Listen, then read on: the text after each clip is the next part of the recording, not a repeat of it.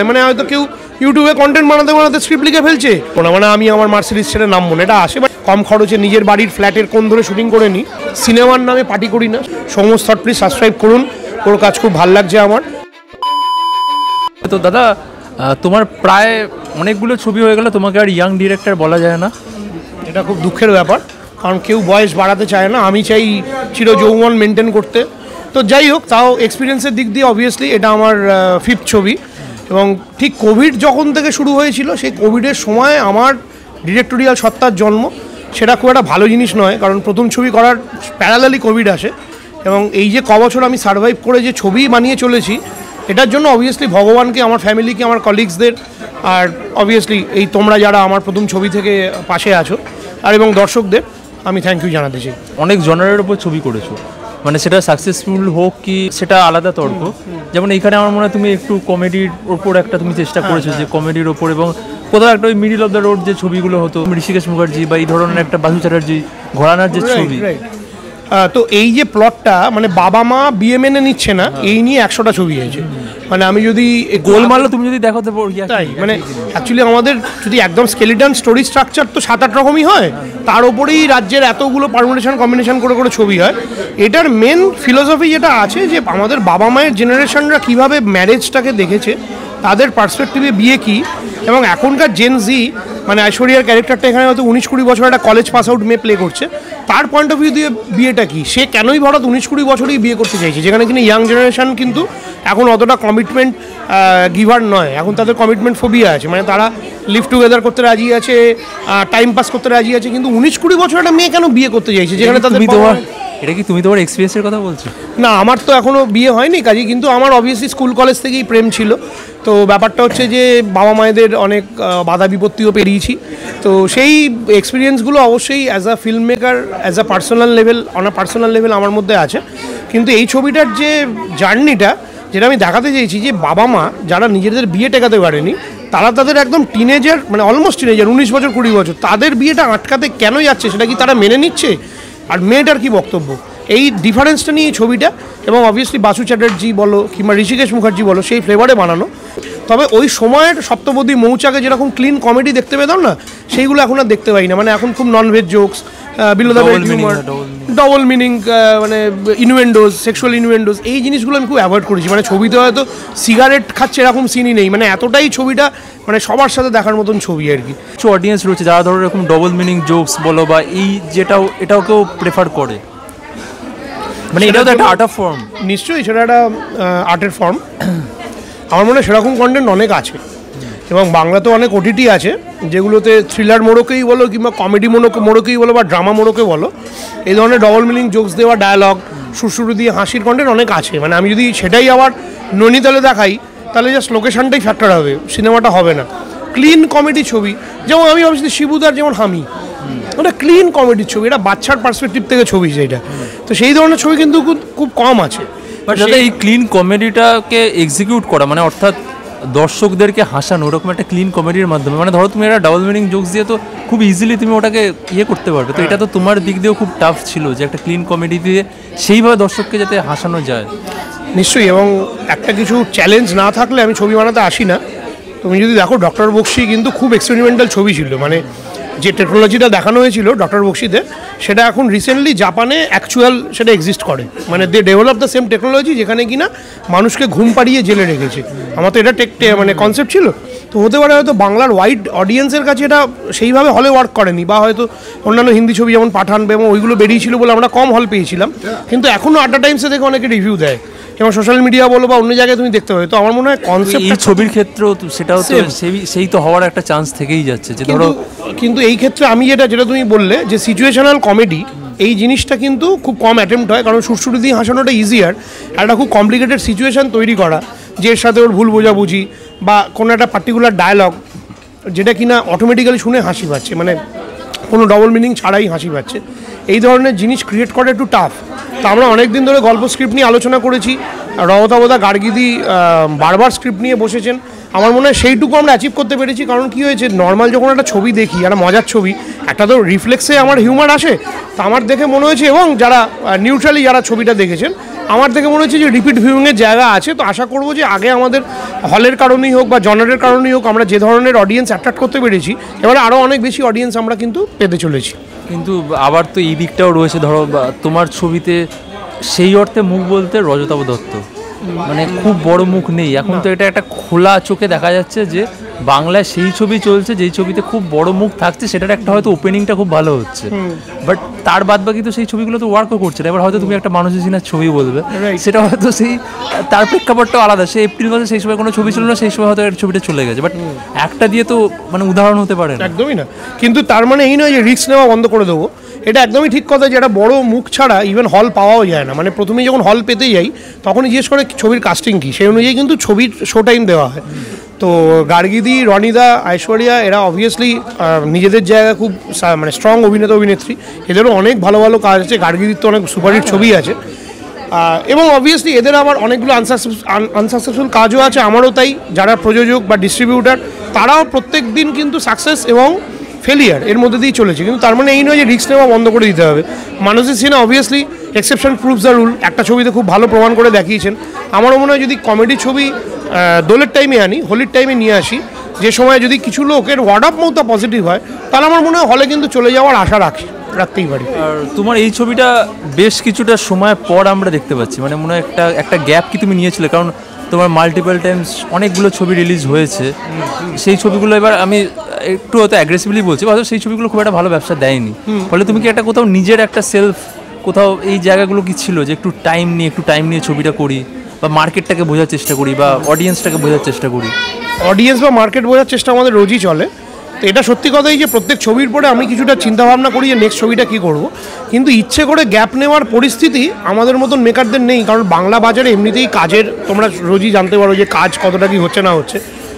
এর মধ্যে যদি আমি আবার মানে ব্রেক নেওয়ার লাক্সারি নিই, আমার অন্য কোনো ব্যবসা নেই, অন্য কোনো চাকরি নেই, এরকম অনেকেই আছেন যারা হয়তো লেখালেখি করছে, তার সাথে আবার হয়তো সে কন্টেন্টও বানাচ্ছে, মানে সে মেন স্ট্রিমেরও লোক, আবার এমনি চাকরিও করছে, মানে এরকম অনেক মিক্স প্রফেশন। জিদ্দাই তো আছে, মাঝে মাঝে আইপিএল এ কমেন্ট্রি করে আসছে বা এইসব করে আসছে। হ্যাঁ, মানে এখন উনি একটা জায়গায় পৌঁছানোর পরে ওনাকে নিশ্চয়ই সেই জায়গায় ডাকছে। আমি বলতে চাইছি অনেক নতুন মেকার যারা আসছে, সেটা স্ক্রিপ্ট রাইটারও হতে পারে, মানে হয়তো কেউ ইউটিউবে কন্টেন্ট বানাতে স্ক্রিপ্ট লিখে ফেলছে, আবার না এরকম আমি কারণ পার্টিকুলার কথা বলছি না, সেটা একটা এক্সাম্পল। আমি শুধু বলতে চাইছি আমার শুধু ডিরেকশনটা আমার একটাই প্রফেশন, না আমার কোনো চাকরি আছে, না আমার কোনো ফ্যামিলির ব্যবসা আছে, আমি খুব একটা মিডল ক্লাস থেকে বিলং করি, এটা শুধু পরিচালনাই আমার কিন্তু রুজি। আলাদা করে ব্রেক নেওয়ার কথা আমি ভাবিনি, তবে এই ছবিটা যেহেতু নৈনিতালে প্ল্যান করেছি, এটা কিন্তু প্ল্যানিং আমার প্রায় 6-7 মাস গেছে, কারণ ওইখানে আমরা দুবার গেছি।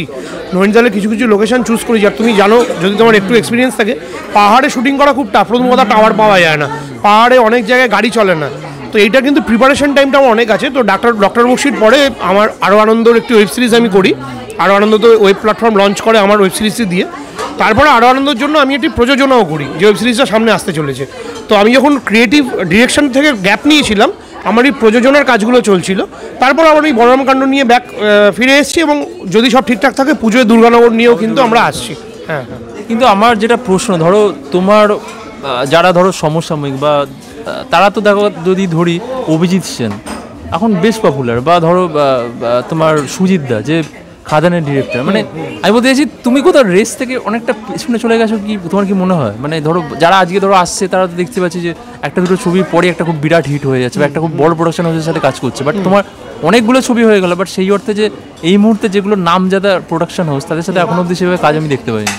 হ্যাঁ, এটা একটা ভ্যালিড কোশ্চেন, কারণ প্রথমত হচ্ছে যখনই আমি কোনো ছবি করেছি, প্রথম দুটো ছবি আমি নিজেই প্রযোজনা করেছি, ইভেন সামনে যে দুর্গানগর সেটা আমারই কোম্পানি থেকে প্রোডাকশন করছি। তো এইখানে আমি না এক্সাম্পল নিতে চাই যে ধরো শিবুদা কিন্তু ডে ওয়ান থেকে উইন্ডোজ নিজের ব্র্যান্ডকেই অনেক দূরে এগিয়ে নিয়ে গেছে। ওনারও এত বছর অ্যাক্টিংয়ের পরে অনেক বছর ধরে অ্যাজ আ পরিচালক এবং প্রযোজক কাজ করে আজকে এই জায়গায় এসছে।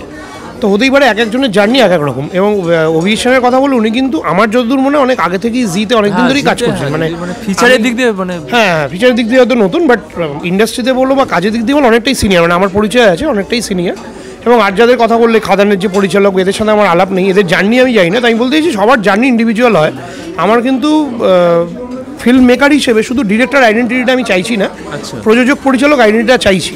যেরকমভাবে আজকে ধরো কারণ যদিও তাদের ফ্যামিলির অনেক ব্যাকগ্রাউন্ড আছে, অনেক হিস্ট্রি আছে, যেমন ধর্মা প্রোডাকশন আমরা একটা নাম জানি, বা ওয়াইআরএফ একটা নাম জানি, হয়তো ডে ওয়ানে আমি পারবো না, বা আমি হয়তো নিজে পারবো না, আমি এবং আমার যে ফিউচার জেনারেশন হয়তো আমি চাইছি যে সেরকম একটা বড় কোম্পানি হয়ে উঠতে আস্তে আস্তে, যেরকম SBF, তারাও আজকে 25-30 বছর ধরে জায়গায় পৌঁছেছে। তুমি একটা নিজস্ব ব্র্যান্ড, সেটা যে শুধুমাত্র ডিরেক্টর হিসেবে তা নয়, একটা ফিল্ম মেকার ইউনিট, তাতে আমি প্রযোজক হতে পারি, আমার সাথে কাজ করবে আরও টিম অফ ডিরেক্টরস, আরও ডিওপি, এবং এটাতেই এই বলরাম কান্ডুর ডিওপি হচ্ছে প্রবীর। কাজ দেখলেই বুঝতে পারবে নতুন ডিওপি হলেও কিন্তু সে খুব ভালো কাজ করেছে, এবং প্রথম ছবি থেকে এখনও অবধি আমি কিন্তু অনেক নতুন নতুন কাস্ট, অনেক অ্যাক্টরকেও আমি নিয়ে এসেছি। তো আমার মনে হয় যে একটা এন্টিটি হয়ে ওটা ভালো হতে পারে। আমার হয়তো কোনো খুব বড় প্রযোজনা সংস্থার সাথে এখনও কাজ হয়নি, হয়তো সামনে হবে বা হলো না, কিন্তু আমি আমার নিজের প্রযোজনা সংস্থা থেকে রেগুলার কাজ করে যেতে চাই এবং সেটা করবো। তোমার কি মনে হয় যে একটা বেশ বড় হিট এই মুহূর্তে তোমার দরকার, মানে সেই অর্থে তোমার ডিরেক্টোরিয়াল ফিল্মোগ্রাফিটাকে যদি সেই মাইলেজ পেতে হয়, কারণ তোমার শুরুটা খুব ভালোভাবে হয়েছিল, তারপর যে সেই স্পাইকটা আমরা দেখতে পাইনি এখনো অবধি। যে প্রতিদ্বন্দ্বী খুব ভালো চলেছিল হলে, যেটা আমার এখনও অবধি খুব স্ট্রং পয়েন্ট। প্রতিদ্বন্দ্বী কোভিডের মধ্যেই 60 দিনের ওপর হলে চলেছিল এবং তার বক্স অফিস নিয়ে প্রচুর ভিডিও হয়। তো এবং তোমাদের মতন যারা ইউটিউবার সবার সাথে আমার খুব ভালো সম্পর্ক, তারাও প্রতিদ্বন্দ্বী খুব সাপোর্ট করে আর কি ভিডিও করেছিল, এতটা বক্স অফিস কী করে হলো। তারপরে যেটা আমি ডক্টর বক্সির কথা বললাম, যে হলে আমরা জায়গায় খুব কম পেয়েছিলাম, একটু ভালো করে প্ল্যান করে আমরা মার্কেটিং এবং ডিস্ট্রিবিউশন স্ট্র্যাটেজি প্ল্যান করেছি। যে কোনো ছবি কিন্তু ওয়ার্ক করা ডিরেক্টরের জন্য খুব ইম্পর্টেন্ট। মানে আমার যদি দুটো হিট হয়, তার মনে হয় না যে বাংলা ছবির প্রমোশনটা কোথাও একটা জায়গায় আটকে রয়েছে, মানে সেই মানদাতা আমলের একটা প্রোডাক্ট, মানে প্রমোশন যেটা হচ্ছে, যেটা ধরো আজকে দেবের খাদান তো প্রমোশনের সংজ্ঞাটা পাল্টে দিয়েছে, মানে এটা তো তোমায় মানতে হবে যে এই যে একদম মানে জিনিসটাকে নিয়ে বাড়ি বাড়ি চলে যাওয়া, মানে সেই পলিটিশিয়ানদের মতো ভোট চাওয়া, হয়তো ওটাই হয়তো ওকে রিফ্লেক্ট করেছে পলিটিশিয়ান দেব। তো এইটা তো এখনো বাংলা ছবির একটা মানে প্রচারের জায়গায় অনেকটা পিছিয়ে রয়েছে। আজকে ধরো যখন স্ত্রীর ছবি যে প্রমোশন হচ্ছে, সেরকম তো বাংলা ছবির প্রমোশন দেখাই যাচ্ছে না। মানে প্রমোশনের দিকটা তোমরা ধরো, তোমরা তো নতুন ডিরেক্টর, তো তোমরা কি ভাবছো যে যাতে আরেকটু জোরদার প্রমোশন করে? নিশ্চয়ই, এবং নতুন ডিরেক্টর হিসেবে যেটা হয়, কম খরচে কীভাবে নতুনভাবে প্রমোশন করা যায়। কারণ দেব যেটা করেছে, আমি পলিটিক্যাল অ্যাঙ্গেলটা বাদ দিয়ে বলছি, সাউথে কিন্তু এই কালচারটা আছে, লোকের বাড়ি বাড়ি গিয়ে পাড়ায় পাড়ায় গিয়ে প্রচার করা। এখানে হয়তো কিছু কিছু সময় ইগোর ক্ষেত্রে লোকেরা হয়তো ইগোতে বাঁধে যে আমি লোকের বাড়ির সামনে গিয়ে ছবি দেওয়ার কথা বলবো না, মানে আমি আমার মার্সিডিজ ছেড়ে নামবো না, এটা আসে। বাট এটা কিন্তু ঠিক না। ছবি প্রচার করতে গেলে গ্রাউন্ড রুট লেভেলের লোকদের কাছেই পৌঁছানো উচিত। মানে এই যে খাদান হিট হয়েছে, এটা কিন্তু পুরো পশ্চিমবাংলা জুড়ে হিট হয়েছে। সাউথ সিটিতে 4টে লোক থাকে, তারা টিকিট কেটে দেখেছে বলে কিন্তু হিট হয়নি, তারা লাস্টে দেখে ছবি। আগে কিন্তু পুরো পশ্চিমবাংলার রুটেড লোক দেখে। তো আমার যত রুটের সাথে কানেক্ট করতে পারবো, যত নর্মাল সাধারণ অডিয়েন্সের সাথে কানেক্ট করতে পারবো, তত কিন্তু ছবি চলবে। তার জন্য প্রমোশনাল প্ল্যান আমরা এবারে ভাবছি যে শুধুমাত্র এই মলে বা রেস্টুরেন্ট পাব থেকে বেরিয়ে কীভাবে দূরে দূরে গিয়ে মানুষের ঘরবাড়িতে গিয়ে প্রমোশন করা যায়। বলছি এই যে তুমি একটু আগে এক্সাম্পল দিচ্ছিলে কোনো বড় প্রযোজকের সাথে কাজ করা না করা, দেবও দেখো কিন্তু একটা পয়েন্টের পরে নিজের একটা প্রোডাকশন হাউস খুলেছে এবং সেখানেও ফ্লপ গেছে। এক্স্যাক্টলি, পরপর কিন্তু অনেক ছবি কাজ ওয়ার্ক করেনি, এবং একটা পয়েন্টে পাসওয়ার্ডের মতন ছবি যখন অনেক টাকা দিয়ে লগ্নি করে বানানো হয়েছিল, সেটা কিন্তু অতটা ওয়ার্ক করেনি। কিন্তু তারপরে আবার কটা ফ্যামিলি ড্রামার পরে এবারে আবার দেব ঘুরে দাঁড়িয়ে সেই আগের অ্যাকশন ফিগার এবং অ্যাকশন মাসি হিরোতে ফিরে গেছে, এবং সেটা দেখো অদ্ভুতভাবে ওয়ার্ক করেছে। তো আমার মনে হয় মানে ফেলিয়ারটা হচ্ছে সাকসেসের সিঁড়িটাই আর কি। মানে এবং তাতে যদি কেউ থেমে যায় তার অ্যাম্বিশন থেকে, তাহলে সেটা হবে অ্যাকচুয়াল ফেলিয়ার। মানে থেমে যাওয়াটাই ফেলিয়ার। দুটো ছবি ওয়ার্ক না করা কিন্তু এটাই আমাকে একটা সাকসেসের দিকে এগিয়ে নিয়ে যাচ্ছে। তো ধরো দুটো ছবি যখন তোমার ফ্লপ করছে, তখন তোমার প্রডিউসার পেতে মানে বা কোনো এই যে বিষয়টা, এটা কি অসুবিধা হয় না? মানে ধরো আমি বলতে চাইছি যে বাজারে যখন একটা ফ্লপ তকমা লেগে যাচ্ছে বা সেই অর্থে বক্স অফিস হিট হচ্ছে না, সেইটা তোমার কীভাবে ডিল করছে, বা ইন্ডাস্ট্রির লোকেরাই বা তোমার সাথে কীভাবে ডিল করছে? মানে সেখানে কি অভিনেতারাও কি তোমার সাথে অন্যরকমভাবে রিয়াক্ট করছে, আরে ভাই ঠিক আছে পরে স্ক্রিপ্ট শুনো, মানে একটা পাত্তা ইগনোর দেওয়া, বা এই জায়গাগুলো কি হয়? মানে আমি জাস্ট জানতে চাইছি। টাচুট এইরকম কিছু আমি এখনো ফেস করিনি। তার কারণ হচ্ছে ইন্ডাস্ট্রিতে তুমি যদি ভালো করে হাতে গুনে দেখো, যে ধরো যদি 100 ছবি বেরোয়, এরকম খাদান বা বহুরূপী হয়তো আমরা 4-5টা নাম বলি সারা বছরে, বাকি সব ছবি কখন এলো গেল কেউ জানে না। আমার ছবিগুলোর একটা টাচুট ভগবান আশীর্বাদ বলবো যে অ্যাটলিস্ট কিছু বাস ক্রিয়েট করেছে, কিছু সংখ্যক লোক ভালো রিভিউ দিয়েছে, হলে হয়তো বেশি দিন চলেনি। যতগুলিও কিন্তু অ্যাকচুয়ালি 12-13টা হলে বেরিয়েছিল, লিমিটেড রিলিজ ছিল, কারণ তারপরেই সেটা জিএ স্যাটেলাইটে চলে যায়, এবং সেরকমভাবেই জিনিসটাকে ডিল করে আই থিঙ্ক বানানো হয়েছিল। তো ওটা কিন্তু 12-13টা হলে লিমিটেড রিলিজ ছিল, যেটাকে দেখবে বলে ওয়াইড রিলিজ না, লিমিটেড রিলিজের যে টাকাটা কামিয়েছিল, অনেক ওয়াইড রিলিজেও সেই টাকাটা ওপেনিং উইকেন্ডে দেয়নি, এবং সেটা নিয়েও অনেক জায়গায় ভিডিও এবং লেখালেখি হয়েছিল। যাই হোক, সেই প্রসঙ্গ বাদ রেখে বলছি এইরকম কিছু আমি ফেস করিনি যে স্ক্রিপ্টটা পরে শুনবো বা দাঁড়া দেখি এখন শুনবো না, বা প্রযোজক পেতে অসুবিধা হয়েছে। প্রযোজক পেতে এমনি সবারই অসুবিধা হচ্ছে, মানে সেটা কমন ব্যাপারটা। এখন কি ধরো মানে প্রযোজকদের মাইন্ডসেটটাই বা কী থাকছে? ধরো আমাদের মতো যারা ধরো নতুন কেউ ডিরেক্টর হতে চাইছে, তারা কিভাবে প্রযোজকদের মানাচ্ছে বা প্রযোজকরা কি চাইছে? গোদা বাংলা এটাই বলতে চাই যে যতক্ষণ না কেউ সিনেমা ভালোবেসে কাজটা করতে আসবে তারা আদৌ আজ হয় তুমি টাকা ভালোবাসো নাহলে তুমি সিনেমা ভালোবাসো। টাকা ভালোবাসতে তো হবেই, প্রডিউসার হিসেবে লাগবেই, কিন্তু সিনেমা যদি ভালো না বেসে শুধু ভাবো যে আমার এইখানে সেল হয়ে যাবে ওখানে সেল হয়ে যাবে, কম খরচে নিজের বাড়ির ফ্ল্যাটের কোণ ধরে শুটিং করে নিই, তাহলে কোনোদিনই ছবি চলবে না। আমি কিন্তু অ্যাটলিস্ট তোমরা যদি ট্রেলারটা দেখো তাহলে বুঝতে পারবে আমি নর্থ বেঙ্গলে গিয়ে কেন করবো না, আমার তো বাড়ির পাশে। আমি অসুস্থ বাবা মাকে রেখে কেন আমি উত্তরাখণ্ডে গিয়ে করব, তার কারণে আমি নতুন ভিজুয়াল দিতে চাইছি, ঠিক আছে? তো সেই ক্যানভাসটা আমি প্রেজেন্ট করতে চাই এবং আমার মনে হয় প্রযোজকদের এটা বিলিভ করা উচিত যে হ্যাঁ এই জিনিসটা নিয়ে না ভালো সিনেমা করা যেতে পারে। এবং সিনেমাটা কিন্তু কয়লা খনি বা কোনো রিয়েল এস্টেটের ব্যবসা নয় যে আমার একটা ইয়ারলি একটা অ্যাসিওর রিটার্ন থাকে। এইটা একটা ক্রিয়েটিভ অ্যাসপেক্ট থেকে একটা রিস্ক নেওয়া, এবং যদি কেউ ক্যালকুলেটেড রিস্ক নেয় তার কিন্তু অ্যাটলিস্ট টাকাটা কিছুটা হলেও ঘরে ফিরে আসবে। তো আমার যে ছবিগুলো মানে ধরো হয়তো হলে খুব বেশি কালেকশন করেনি, হলের কালেকশন এবং বাকি অন্যান্য রিকভারি থেকে একটা বেসিক ব্রেক ইভেন করে কিছু পয়সা ফিরিয়ে দিয়েছে কোভিডের সময়ও। তার জন্যই কিন্তু প্রযোজকরা আবার ইভেন দুর্গানগরও আমার সাথে একজন অ্যাসোসিয়েট আছেন আমার কোম্পানির তরফ থেকে, যিনি আমার সাথে ডক্টর বক্সির প্রতিদ্বন্দ্বী সব সময় কাজ করেছেন। তো তিনিও আমার কাছে বারবার ফিরে এসেছেন, কারণ তিনিও জানেন যে আমি একটু ভেবেচিন্তে সিনেমা করি, আমি অকারণ টাকা নষ্ট করি না, সিনেমার নামে পার্টি করি না, সেটা অনেকে করে। পার্টি মানে গেট টুগেদার পার্টি আর কি, পলিটিক্যাল পার্টি ভেবে ভেবো না। তো সিনেমার নামে মানে গ্ল্যামারটাকে ভালোবেসে হ্যাঁ মানে ঘুরে বেড়ানো, হ্যাঁ মোৎসব করি না। তো সেটা ভালোবাসে যে ছেলেটা টাকাটাকে ইউজ করতে জানে, কারণ আমি তো নিজে একজন প্রযোজক। তো সেই জন্যই হয়তো টাচুট প্রযোজকরা আমাকে বিশ্বাস করে ছবি দেন এবং আমিও যতটা সম্ভব তাদের মান রাখার চেষ্টা করছি। এখন কি মানে সেরকম সিনেমা সচেতন প্রযোজক রয়েছে মানে বাংলায়, তুমি কি দেখছো? এই ছবিটার যিনি প্রযোজক পাপিয়া চক্রবর্তী ও জয়দীপ মুখার্জি, দুটো নাম মেনলি, এনারা বম্বেতে ছবিতেও কাজ করেছেন, বম্বের প্রোডাকশনে হ্যান্ডেল করেন। ওনারা কিন্তু খুব ছবিটা বোঝেন কিন্তু ক্রিয়েটিভিটিতে কিছু ডিস্টার্ব করেন না, সাজেশন দেন, আলোচনা করেন, কিন্তু এটা বোঝেন যে এই সময়ে যদি এইরকম কস্টিউমটা লাগতে পারে বা এই ক্যামেরার সঙ্গে এই লেন্সটা দরকার, সেটা কিন্তু ওরা টেকনিক্যালি বোঝেন। এরকম নয় যে না ওই জিনিসটা নিয়ে তোর কী হবে, এটা অন্য কোথাও শুটিংটা করে নে, না এখানে আমি লাইট দিতে পারবো না, এই ধরনের কথাবার্তাগুলো এনারা বলেননি। তো আমার মনে হচ্ছে সেখানে একটা আমাদের ইকুয়েশন ম্যাচ করেছে বলেই ছবিটা করতে পেরেছি।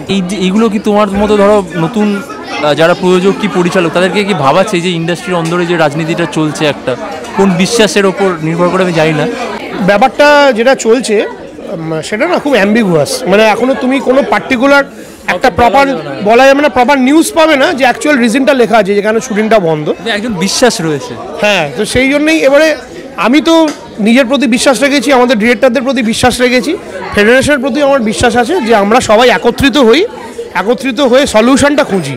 মানে আমরা যদি ঐক্যবদ্ধ না হই তাহলে যারা ছবি করছে না, মানে যারা ধরো এক্সটার্নাল অন্যান্য সেক্টরের লোকজন, তারা কিন্তু আমাদের ইন্ডাস্ট্রিটাকে নিয়ে ছোটো কথা বলছে যে এদের মধ্যে ইউনিটি নেই, এদের মধ্যে ঝামেলা, না বাংলা ছবি কেউ আর করতেই আস না, প্রযোজকরা হাত তুলে দিচ্ছে। দেখো পাবলিকের পয়েন্ট অফ ভিউ তো একটা অন্যরকম বাজেভাবে যাচ্ছে যে এটা কি সারাদিন কাজ হচ্ছে না কিছু না, এরা রাজনীতি করে বেড়াচ্ছে, এই করে বেড়াচ্ছে। ঠিক কথা, মানে এটাকে বলছি কর্মবিরতি বা কর্মনাশা, এই জিনিসটা খুব খারাপ ইন্ডাস্ট্রির জন্য।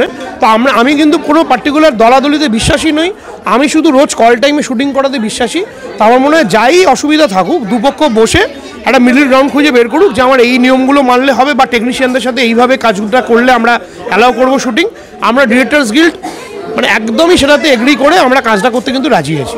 লাস্ট প্রশ্ন সেটা হচ্ছে রনিদার সাথে গার্গীদের এই যে কেমিস্ট্রিটা, এটা খুব একটা তো দেখা যায় না এবং মনে হয় যে দুজনের বয়সের ডিফারেন্সটা রয়েছে, মানে দুজনকে কীভাবে রাজি করালে বা বিষয়টা মানে তাদের মধ্যে কোনো সংশয় ছিল না যে আমার সাথে এইটা বিষয়টা আমার খুব ইন্টারেস্টিং লাগে। এটার জন্য আমি স্ক্রিপ্ট গল্প অপালার গল্প এবং অর্ণবের স্ক্রিপ্ট গল্পটাই এরকম একটা অট কাপেল, এই যে তুমি বললে ঠিক মানানসই নয় হয়তো অ্যাপারেন্টলি, গল্পে ওটাই দরকার ছিল, একটা অট কাপেল, মানে একটা ম্যারেজ কাউন্সিলর গার্গীরাও চৌধুরী, তার সাথে রহতাব দত্ত অঙ্কের টিচার, ভেতো বাঙালি ভুলো মন।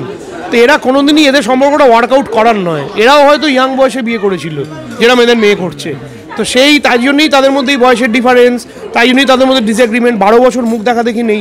তো স্ক্রিপ্টটা যেরকম ডিমান্ড করেছিল এনারা সেইভাবেই প্লে করেছেন, তাই জাস্টিফাইড হয়ে গেছে। থ্যাংক ইউ আজকে এতটা সময় দেওয়ার জন্য। তো আজকে এরকম আড্ডা ইন্টারভিউ কেমন লাগলো?